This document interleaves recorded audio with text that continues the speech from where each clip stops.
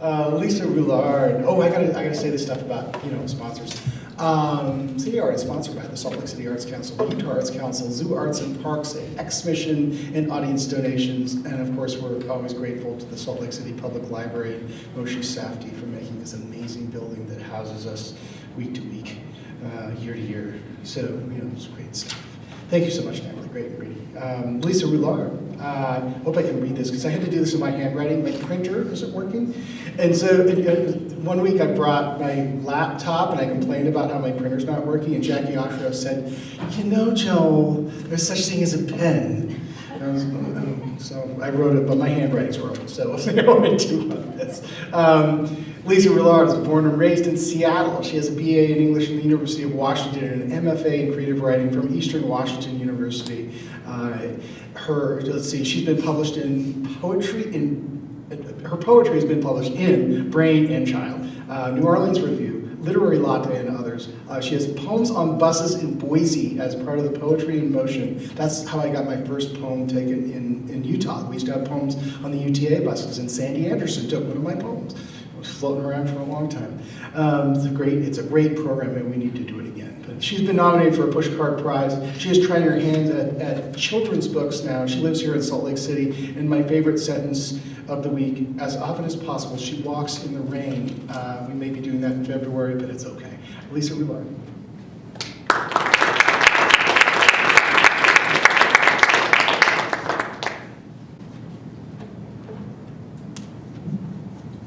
Can I tip this a bit? Okay. Thank you for coming tonight, and Joel, too, for hosting the reading week after week. Like Natalie said, it's a pleasure to be part of the series. And I, too, always enjoy coming and listening to the readers. I'm going to read some this evening from poems that were in the collection that won the writing competition year before last, and then some other poems working toward the larger collection. A lot of them have to do with the world of mail and escape into it and from it, is how I've talked about it. In this first poem, there is a bird mentioned. It's referred to as a dipper in the poem, which is short for the American dipper.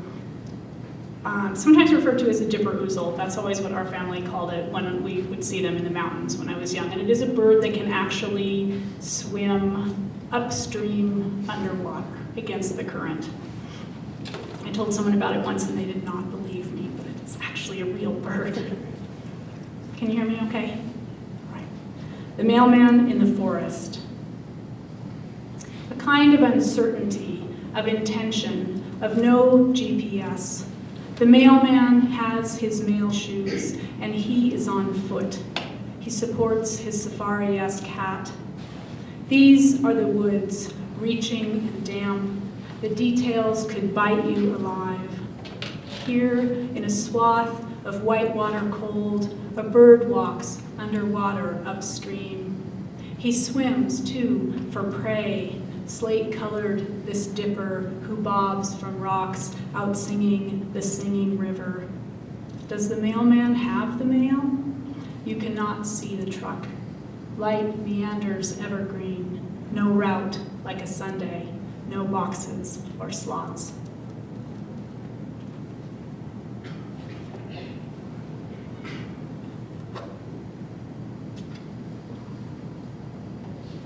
This next poem captures my passion for the mail.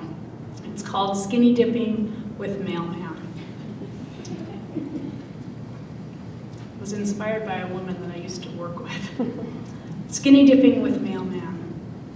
Quarry Lake, end of the potholed road, and a girl skinny dipping. Something to be mailed, that possibility, and she is, her sundress and envelope waiting. Strawberry blonde, freckle-limbed, she's the letter composed in someone's head, the mailman's maybe. He's seated on granite that's warming, apple clasped by left hand. The right flips crisp magazines. Neither knows the other, nor notices. She slips through bluest green.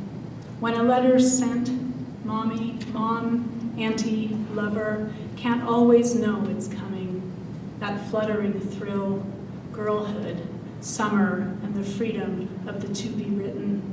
The dear, how are you, unobserved, naked, swimming.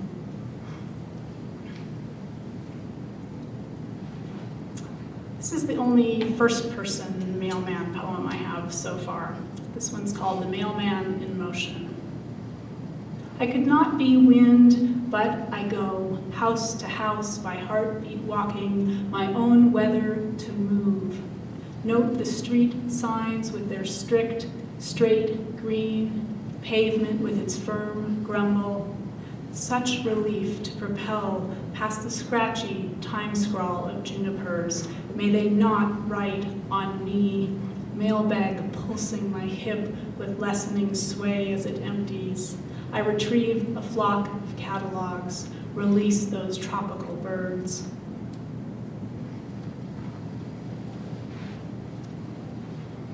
I also have various poems in the collection where I imagine myself as a piece of something in the world of mail.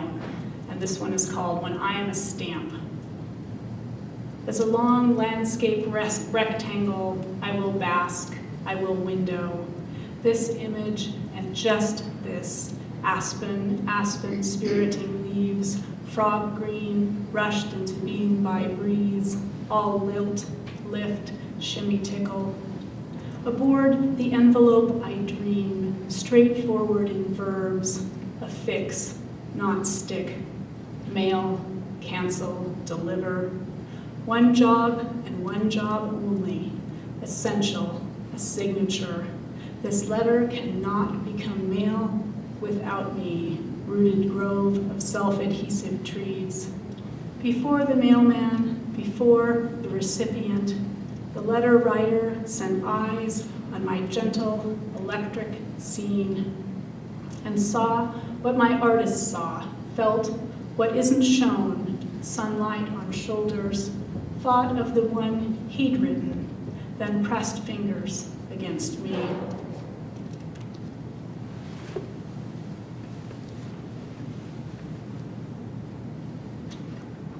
Okay, this is the long, serious one. Ready? Get ready. Unfortunately, it's based on a true story, which I would like to say that it's not, but this is what I did with that truth. It's called What Should Open. The letters were written, each in rollerball ink, black, each on legal paper, the long yellow sheets like sunshine vined with shade. They began each, Dear Dad, and sprouted into hedgerows, handwriting, that voice that carries on brimming, an expert, the gardener who's walked the grounds for decades, pruners in left back pocket, wheeling the blue wheelbarrow, the kneeling pad stuck with pine needles, the orange bucket, the dandelion digger, gloves for wet, for dry, for thorns, the small and large rakes. The letters were delivered, each to the mailbox of the father, each sealed by the son's certain tongue. The father touched them at least once, tossed them in the Impala's trunk, which, until mail arrived again, stayed shut. As shut as the eye intent on not seeing. The bud that shoots up from the rose bush in November. The stem declares itself ruddy and strong. Hope crafts the petals yellow. Then the frost, impartial with its cover, its arrests. What should open appears clenched. The letters were discovered, each by the writer. The son at the house now and cleaning, the complete go-through, the emptying. The muted father needs help to live. It's time to move. Another unmarked box, and here they are, each envelope crisp and slim as if young, which he was when he wrote them, the son, each trembling with memory, with questions. Does he give them again to his father? The tow truck releases the dumpster. This box as weightless as the one in the greenhouse, packet upon packet of intact, outdated seed.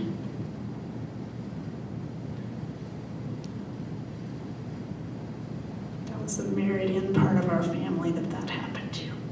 Not my bloodline. We read our mail.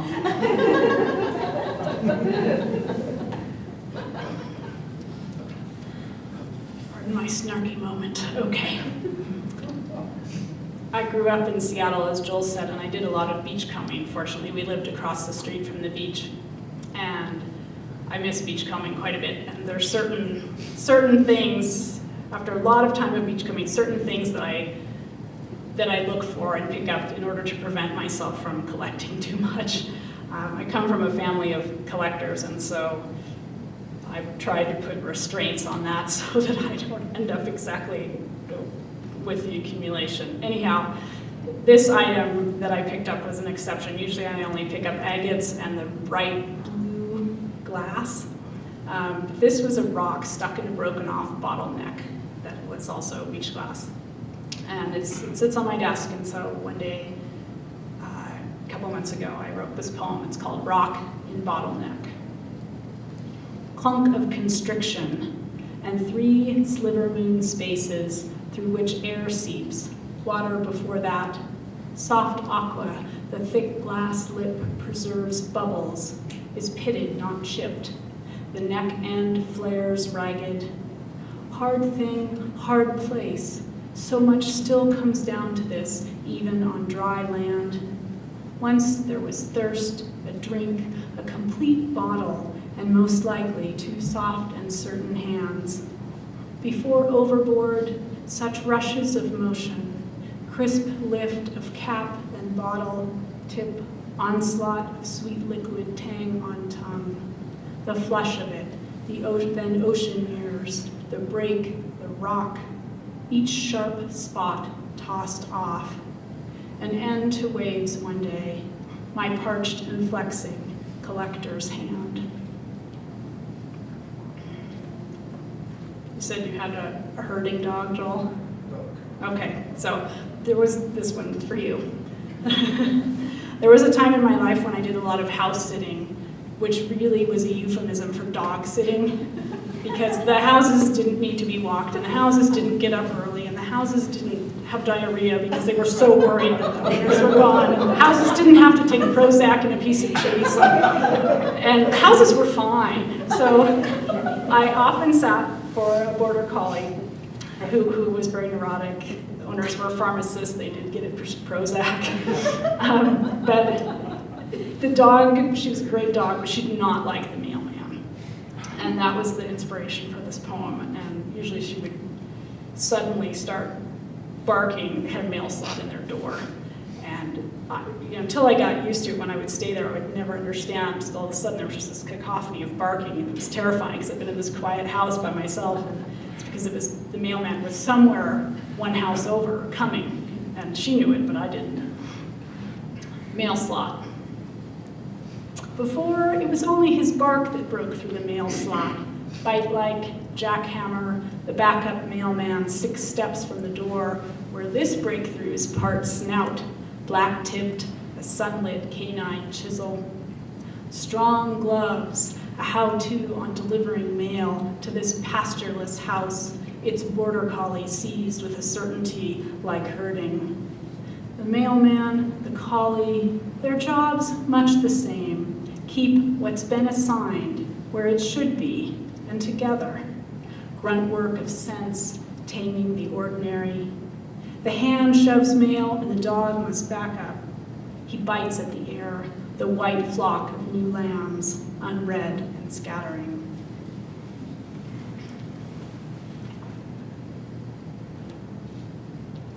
All right, another dog poem.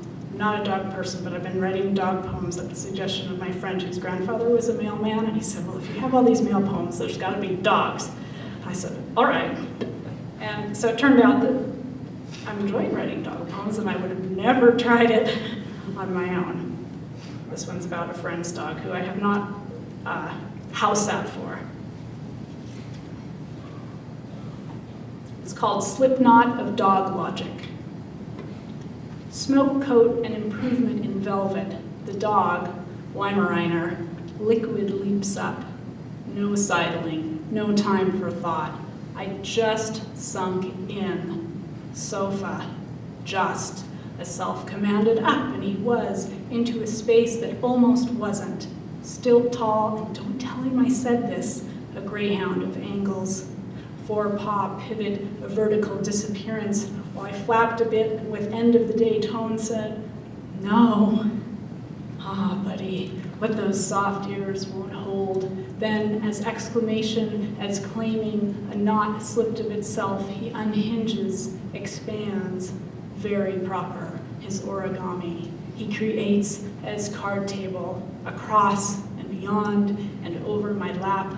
So I embrace this grammar. A preposition is where some dogs can go too. Rhyme writers really like the sofas. They just get there no matter what. Okay, another Mailman poem. I can't explain the inspiration for it. The Mailman in the Bathtub. A place to steam letters, he thinks. One toe about in, the door locked, the faucet hot over, the water broth hot. To hold the seal just there, at the streaming tap, could be side work, off the route, like this bath at last. Opening each envelope could yield a tidy sigh, self-directed and privileged, the little song of an address.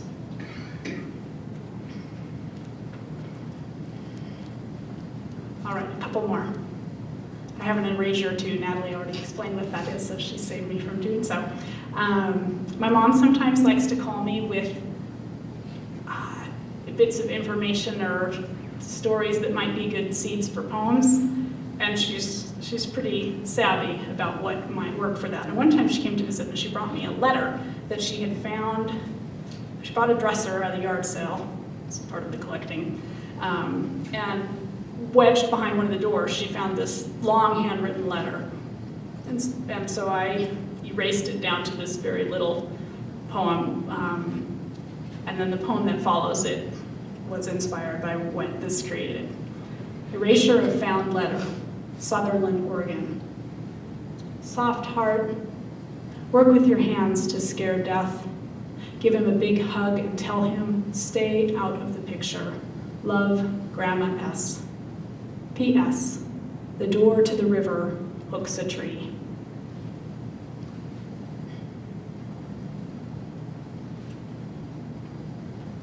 The door to the river. No matter the damp, the cold, with ungloved thumb and finger, you can still unhook it and admire the range of its opening, the warble, a content collection of rain. Marvel, then, at the stone settings, the fish paths and agate maps, the registry of footprints in river sand. Fit yourself there with the lunges of water and reflections light work, a kind of impossible, everything charted and seeming to know where to go. The trees of your lungs seek breath to the tips of their branches. Let them, song catalogs and other noises of birds, one story falling and rising.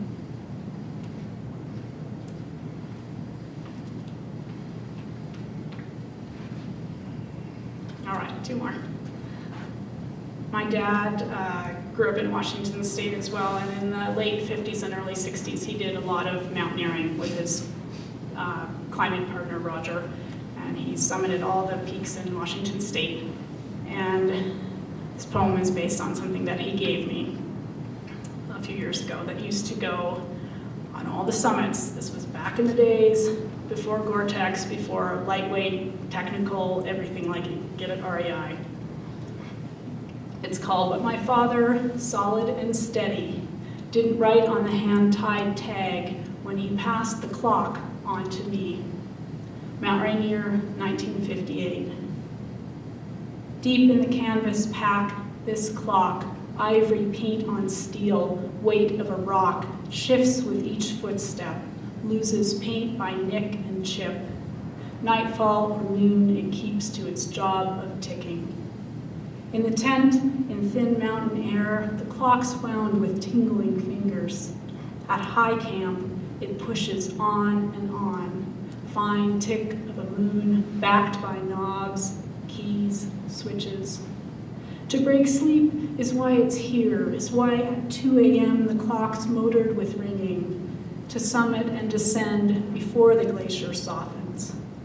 For now, some seconds, the fumbling to push in the pin.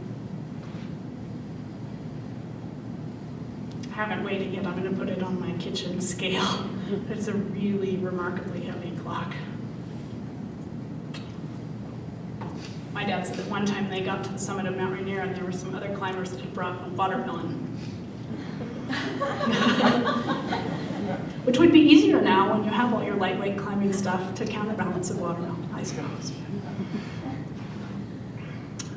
When I am a mailbox, suited to this solitude, this stillness, I'll be a practitioner of patience, shaper of space. I'll be a nest or a harbor galvanized, postmaster approved. Truth, I can't write letters, but under the season's spin, I'll excel at assistance. It's still correspondence, the proper tool placed in the hand. My trinity, sender, mailman, recipient. Galvanized, as I said, may that offer protection from firecracker and bat. There's prayer, I suppose, to prevent being furloughed, that fantastic stagnancy, or getting witched in by decades-old hedges. How I'll love 11074, Puget Sound's wet turns, the mail truck's gentle approach. My one sweet door, from which mail slides in, slides out like a paper tide, and the moon stuck fast most nights, posting the sky, single wing of a bird, my flag. Thank you so much.